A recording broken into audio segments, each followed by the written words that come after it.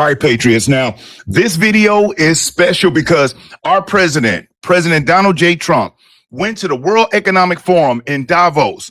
And when I tell y'all, if I've ever, nothing made me more proud to be an American and for him to be our leader than what I saw today.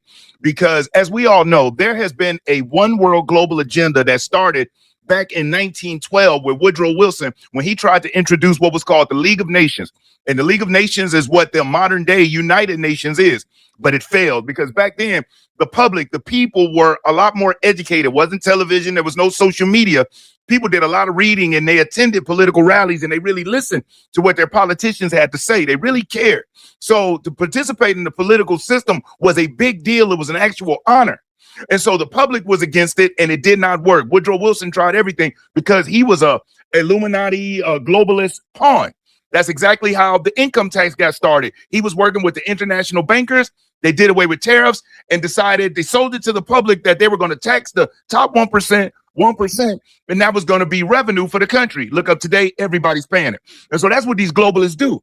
They pitch it like they're going to go after the wealthy, even though they are the wealthy. That's their friends. That is their class. But they sell it to the lower classes like we're going to get them. And the lower classes are like, yeah, they've got it. Let's go get them. The only problem is those same people, that top 1% or that top 0.5%, they have really good accountants, really great lawyers, and their best friends and dinner buddies and golf partners with the same politicians that are making the rules. So guess what?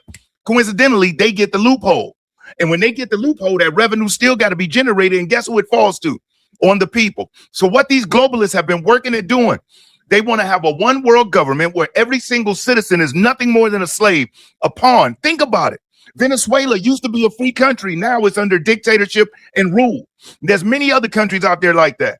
While everybody's running around saying no kings, no kings, you got dictators all over the place. But United States is literally the last free and sovereign nation where free speech, the right to bear arms, is under attack. Because if they can topple America, they can rule the West. If they can take us under, they can control the game, which is why they have been doing a full court press ever since Joe Biden took office, because apparently the game started when Obama took office.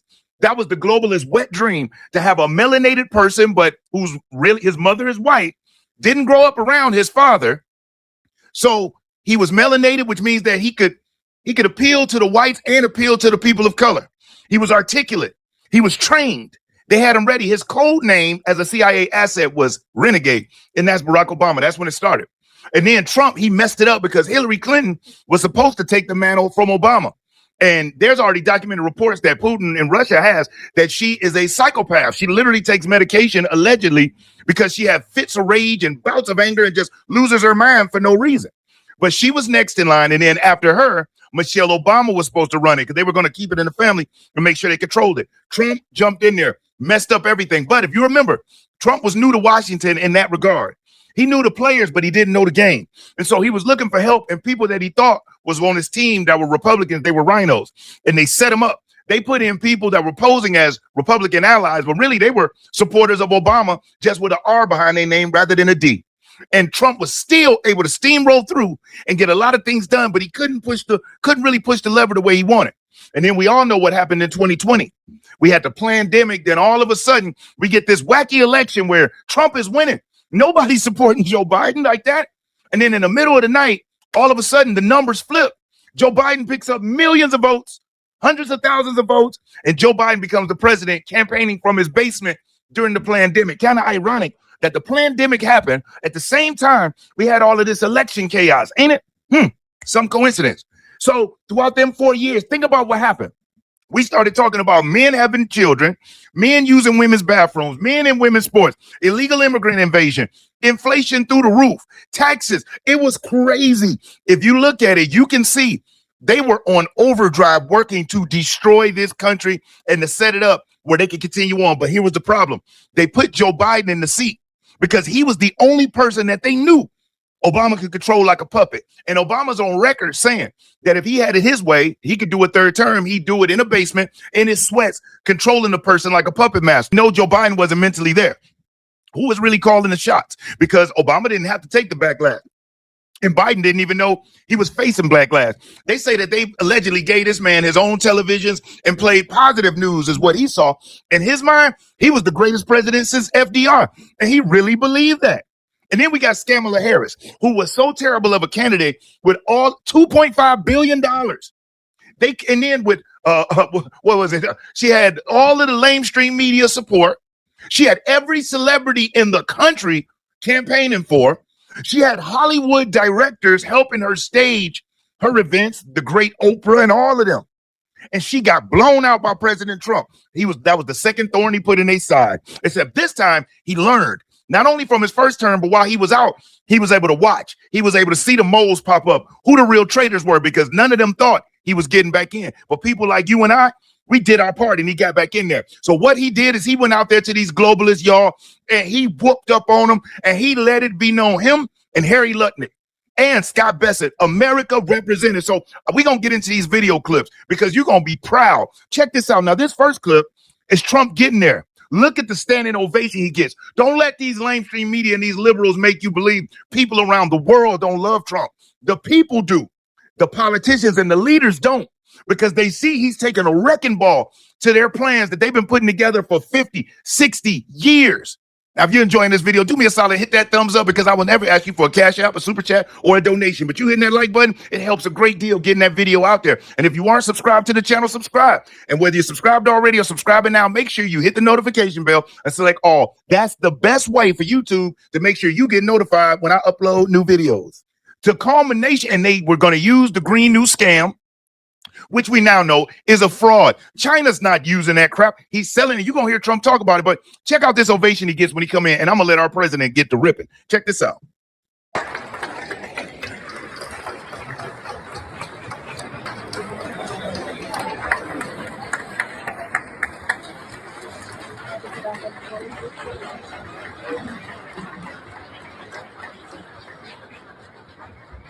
Everybody in the place stood up. All right, let's get into it, y'all.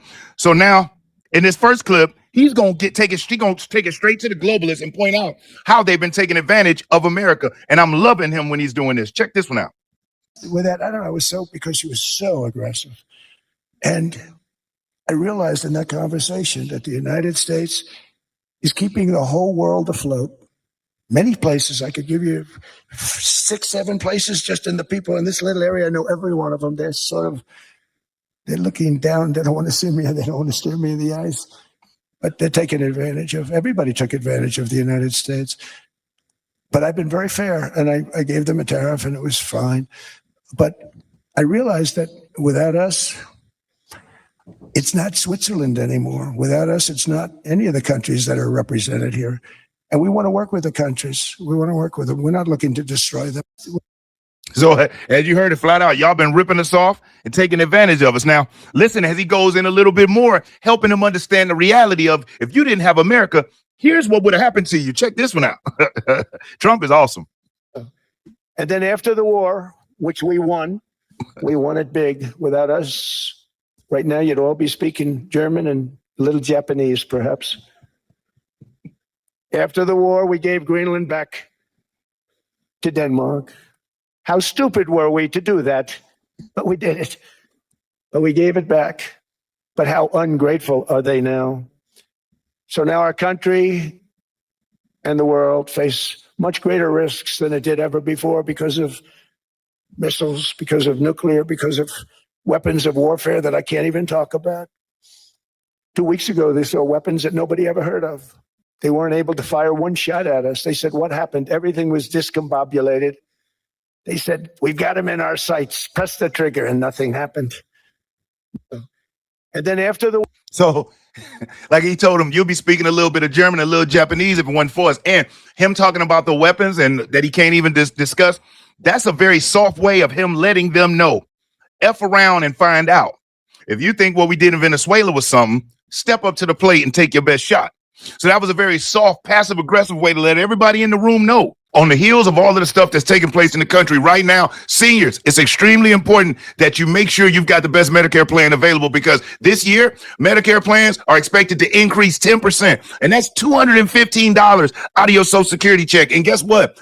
Some of your doctors may not be in network. Some of your prescriptions may no longer be covered. And that would suck for you to be going to visit your doctor to find out they're not in network, or for you to need a prescription to find out it's no longer covered. Why take the risk? With Chapter, you can reach out to Chapter, and a free phone call can last as short as only 20 minutes and speak to one of the highly skilled, unbiased professionals that will help you make sure you got the best Medicare plan available. If you've got the best, great. But if not, they can make sure you've got what you need. So use that number there on the screen, or visit the website at askchapter.org/real politics and let Chapter make sure you've got everything you need. We got things that you can't even imagine. Now, the Canadian Prime Minister, he's been tripping lately.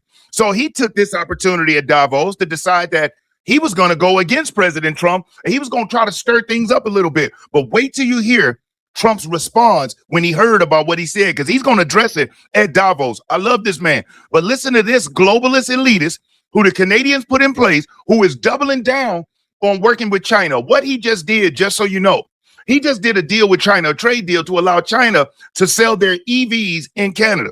But what the prime minister doesn't realize is that Canada has products that they can sell as what's called loss leaders. So they don't care about making money. They'll flood Canada with the EVs and sell them at prices that no other manufacturer in Canada can match. And that's the point, because they're going to bankrupt the other countries, put them out of business, severely damage them. And then at that point, once they're out of business, guess what? Then they can jack the prices up to whatever they want. There's nothing Canada can do about it. And in exchange for that, Canada gets the opportunity to sell like seed oil over in China, canola oil. Literally, that's the trade deal.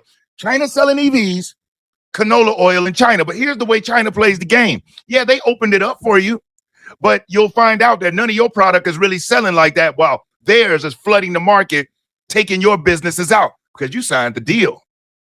And the fact that you've decided you were going to go against Trump in the United States in favor of that, attaching yourself to the EU, which is a sinking ship. They all want to be down with the United States. He's our partner and our so-called brother, dissing us to latch on to the people that are begging us to save them. And he decided to talk tough. Check this out. On Arctic sovereignty, we stand firmly with Greenland and Denmark and fully support their unique right to determine Greenland's future.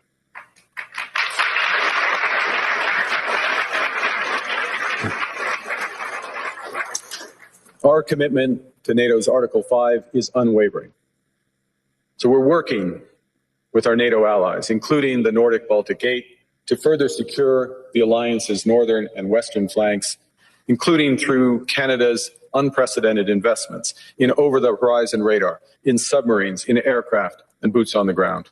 He talking about boots on the ground and military. Dude, they beg us for help. So he said that, right? But that's not really what he said that got under Trump's gut, that got Trump's goat. This is right here. Check this one out. This is what Trump got. And remember what he said about his support for Greenland and Denmark. Keep that in mind. Argue the middle powers must act together, because if we're not at the table, we're on the menu. Argue the middle powers must act together, because if we're not at the table, we're on the menu. I wanted to let that replay again. So what he's telling, and he said more, but I just took this snippet because he's telling them, all of the middle powers, that they all need to unite, get together, and band together to kind of be like la resistance. Here's the kicker. The U.S. economy is the 800-pound elephant in the room, 800-pound gorilla, elephant, giraffe, dinosaur, whatever you want to call it. We are it. And the rest of them, without us, they fail. As a matter of fact, the fact that he was talking tough, listen to what President Trump had to say about it, because he definitely is going to address it. Check this out. Going to be defending Canada. Canada gets a lot of freebies from us. By the way, they should be grateful also, but they're not. I watched your prime minister yesterday. He wasn't so grateful. But they should be grateful to us. Canada lives because of the United States. Remember that, Mark, the next time you make your statements. Yeah, you heard him. Let him know. Okay, you want to talk tough now. You heard him say about Greenland, and you've heard the deranged Democrats say, oh, Greenland. Now, let me let y'all know something. For the last 150 years, every single president has wanted Greenland because of the positioning of it. Great trade routes. It's in the Western Hemisphere. If we allow Russia or China to get a foothold in the Western Hemisphere, that's danger for America. And why would we do that? And then with Denmark, who was controlling, whenever we wanted to do something in Greenland, we'd have to deal with Denmark. And if Denmark is under the control or being weak and being dominated by somebody else, That affects us if we got to go through them and they're not even controlling their situation. So in an effort, while at Davos, after this speech, President Trump actually spoke to the head of NATO, got with Greenland, and here's what he said on all the heels of what Carney had to say and all of the Democrats. Oh, Trump is evil. He's trying to be a dictator. No, every president wanted Greenland for strategy, military strategy, national security, but none of them had the situation, position, or maybe the cojones to go get it because they were too busy trying to play nice and look good on the global stage. You know, and they lied to us acting like, oh, it takes 4 years for a president's policies to make an impact in the country. That's bull, because we're watching it in real time. Listen to what our president had to say. This person said, President Trump stuns the world by announcing a solution to Greenland based on a very productive meeting that I have had with the Secretary General of NATO, Mark Rutte. We have formed the framework of a future deal with respect to Greenland and, in fact, the entire Arctic region. This solution, if consummated, will be a great one for the United States of America and all NATO nations. Based upon this understanding, I will not be imposing the tariffs that were scheduled to go into effect on February the 1st. Additional discussions are being held concerning the Golden Dome as it pertains to Greenland. Further information will be made available as discussions progress. Vice President J.D. Vance, Secretary of State Marco Rubio, Special Envoy Steve Witkoff, and various others, as needed, will be responsible for the negotiations. They will report directly to me. Thank you for your attention to this matter. Donald J. Trump, President of the United States of America. So with all of that tough talk that they did, Trump went in and got it done. Now, check out this clip. Let me remember this one. Oh, we checked that one. Check this clip out here where he's going to talk about energy and the fact of China. Listen to this. Windmills all over Europe. There are windmills all over the place, and they are losers. One thing is that the more windmills a country has, the more money that country loses, and the worse that country is doing. China makes almost all of the windmills, and yet I haven't been able to find any wind farms in China. Did you ever think of that? It's a good way of looking at it. They're smart. China's very smart. They make them, they sell them for a fortune. They sell them to the stupid people that buy them, but they don't use them themselves. They put up a couple of big wind farms, but they don't use them. They just put them up to show people what they could look like. They don't spin. They don't do anything. They use a thing called coal mostly. But China goes with the coal. They go with oil and gas. They're starting to look at nuclear.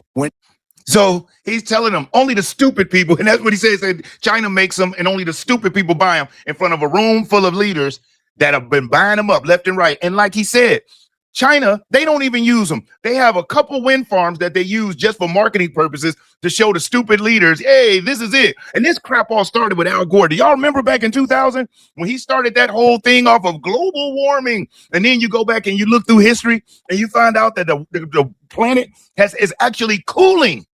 The planet is literally cooling. And with all of this global warming stuff, the real concern, you want to know what it was?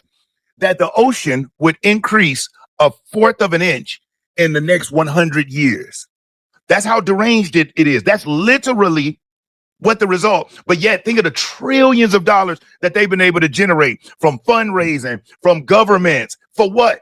And then you got China selling the wind turbines, but they're building a new coal plant every single week.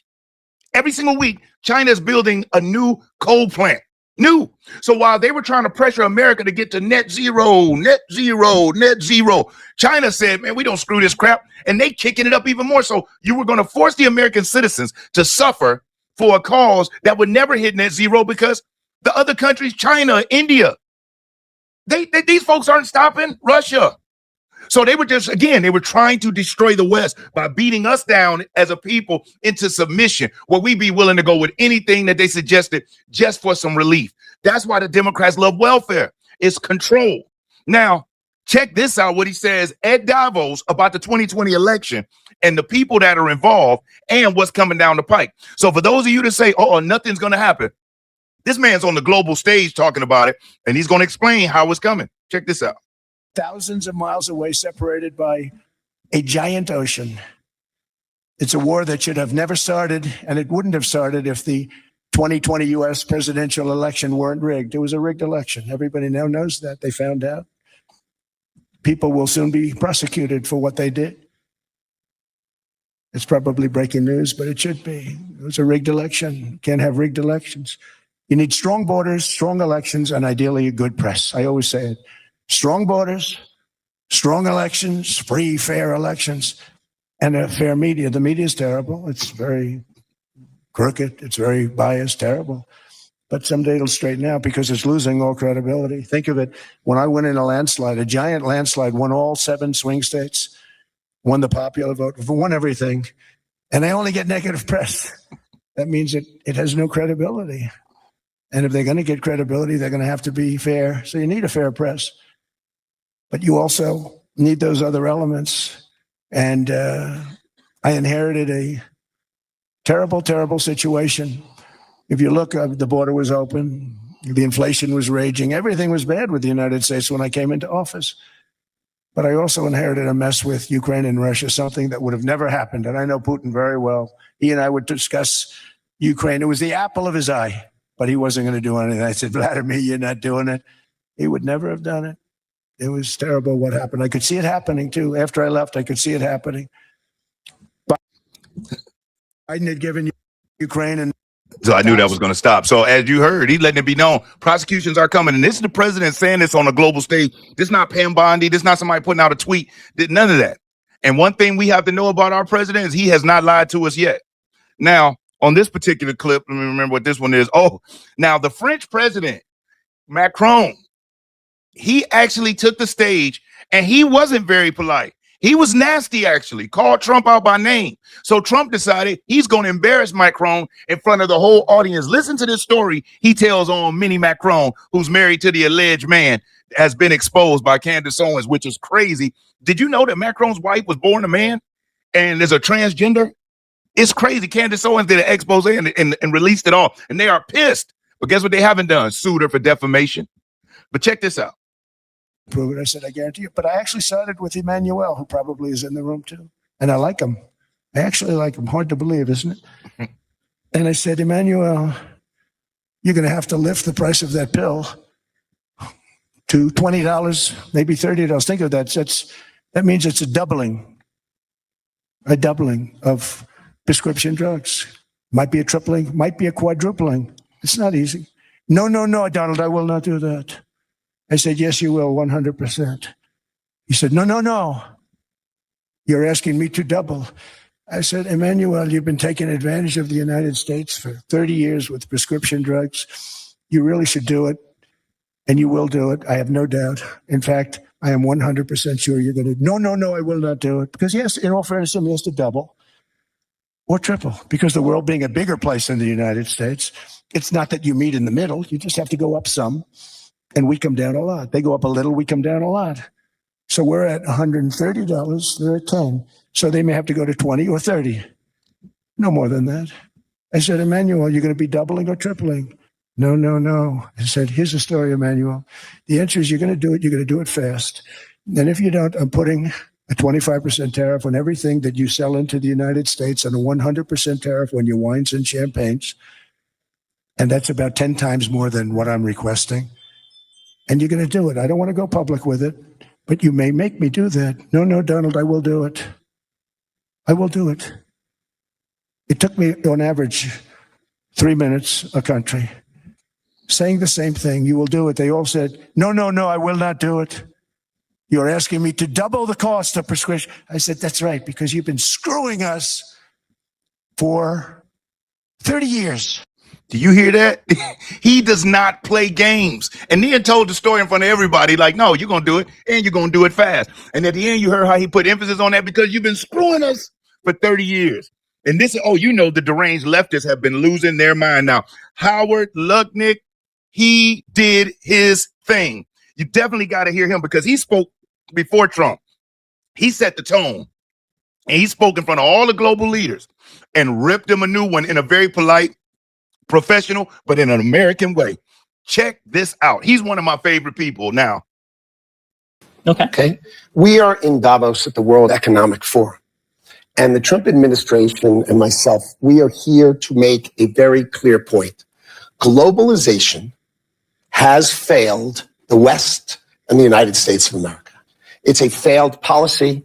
It is what the WEF has stood for, which is export, offshore, far shore, find the cheapest labor in the world, and the world is a better place for it. The fact is, it has left America behind. It has left the American workers behind. And what we are here to say is that America First is a different model, one that we encourage other countries to consider, which is that our workers come first. We can have policies that impact our workers. Sovereignty is your borders.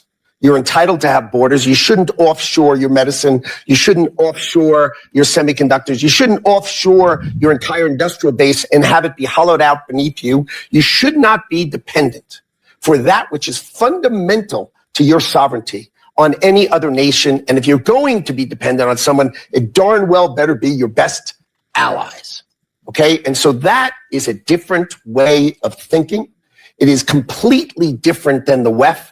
I viewed the WEF as not a flagpole in the middle, but in fact, they are the flag. Whichever way the wind blew, so it blew. You should have solar, you should have wind.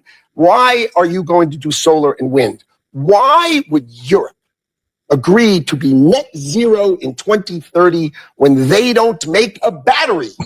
They don't make a battery. So if they go 2030, they are deciding to be subservient to China, who makes the batteries. Ain't that crazy? And he's breaking them down. It's all about our people first, our borders first. Y'all need to stop focusing on allowing other countries to dictate what you do for your people. And the fact that you have wind turbines makes 0 sense, but you don't make batteries, and you're going to depend on China, who very well may be an enemy that you may hopefully never have to go to war with. Can you imagine having to depend on your enemy for your energy sources to be able to charge up your tanks and get your planes going? That is a setup for disaster. And that's what the Democrats was walking us into, leaving all that equipment in Afghanistan. And there's reports that said that Obama would do that during his term. He would have United States go and do hits on our enemy's enemy. So in other words, we're attacking somebody that dislikes our enemy, which means they could be our ally, but nope. We go and hit them. And then he would tell the military, leave the weapons. Guess who goes and gets it? ISIS. That's how they were formed. ISIS was developed under Obama. Some say it was allegedly intentional.